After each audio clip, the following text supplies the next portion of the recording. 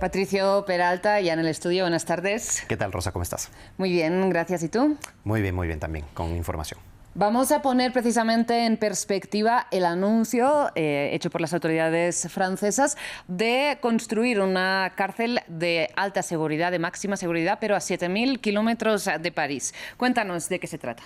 Así es, el ministro de Justicia de Francia, Gérald Darmanin, anunció la apertura de aquí a 2028 de una cárcel de máxima seguridad en el departamento francés de la Guayana en Latinoamérica. Tendrá capacidad para unas 500 plazas, una sección de alta seguridad para unos 60 narcotraficantes y una ala para una quincena de presos islamistas y de la famosa lista Ficher S, que son los que representan una amenaza para la seguridad nacional.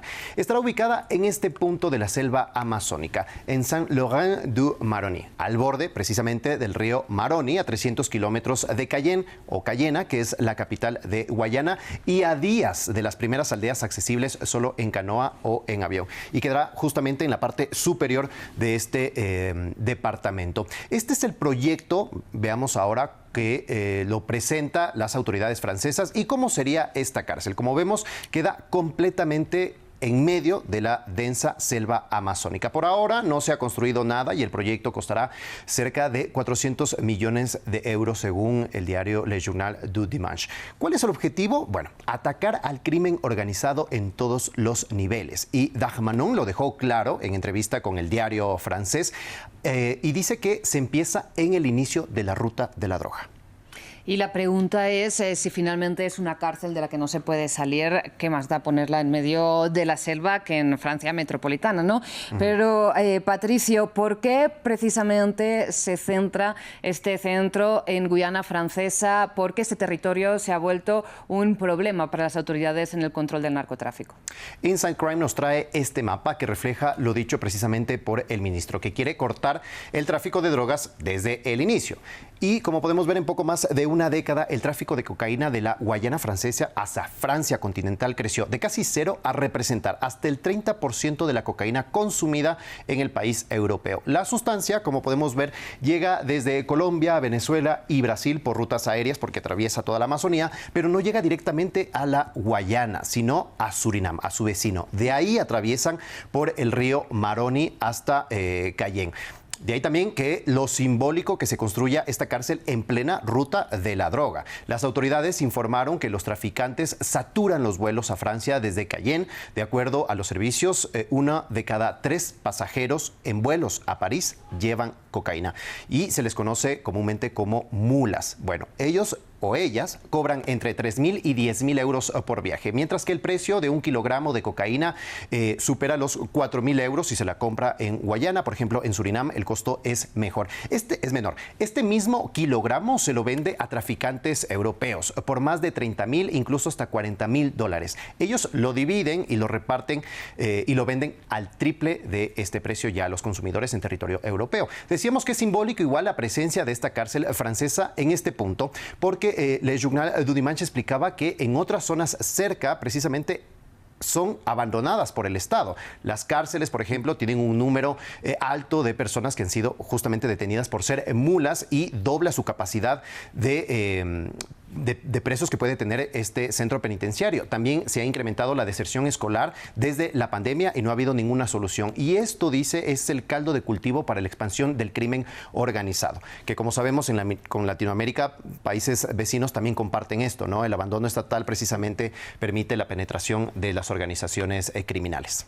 Y si bien nos señalas una realidad de un territorio francés delimitado por un río en medio del Amazonas, este proyecto, ¿no?, de las autoridades de París tiene que ver con un plan enmarcado en Francia metropolitana, donde, según dicen, han detectado un aumento del crimen organizado.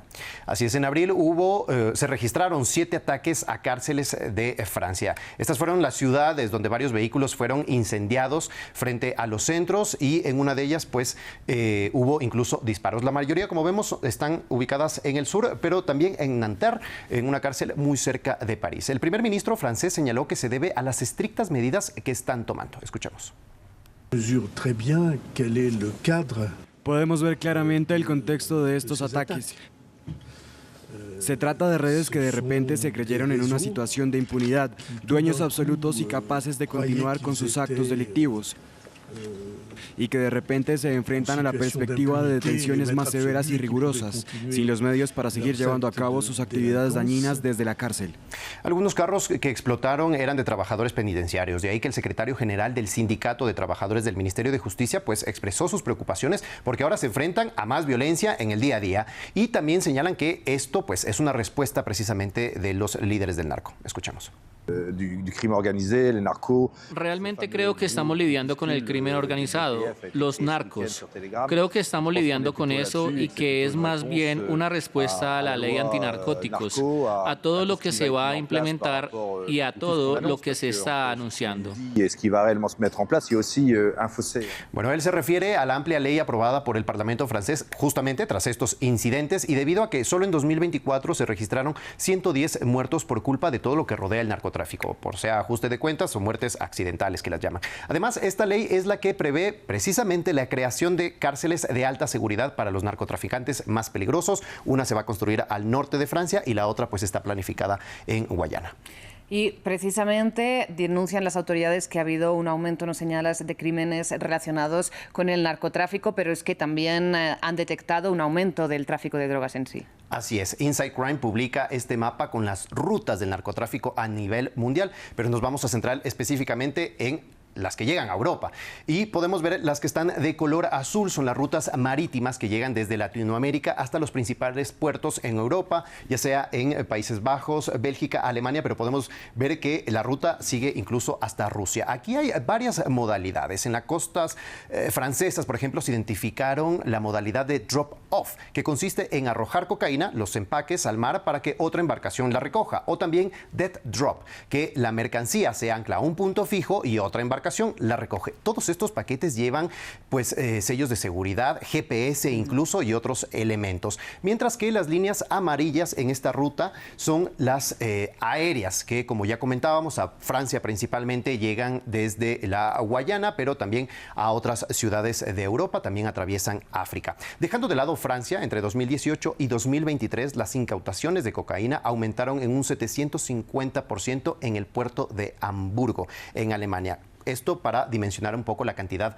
de cocaína que es incautada, pero también el porcentaje es mucho mayor a la que pasa a Europa. Claro. Ahora, el ministro de Justicia dice que quiere terminar con el inicio de la ruta, pero esta no es la única porque las mafias y el crimen organizado pues trabajan con otro tipo de drogas.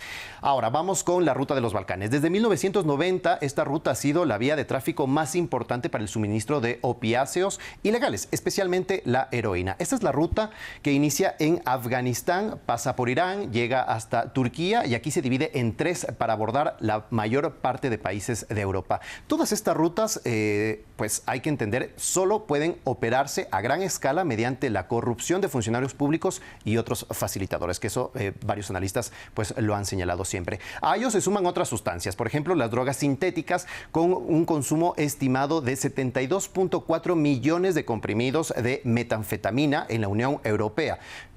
Esta metanfetamina, sobre todo la más popular es MDMA, que es éxtasis. Esto de acuerdo a la Agencia Europea de Droga, que dijo que la producción de MDMA se concentra precisamente en los Países Bajos y Bélgica, y desde ahí se abastece a Oceanía, Asia y también Latinoamérica. Esta droga sintética se produce en Europa, que también forman parte de las redes criminales.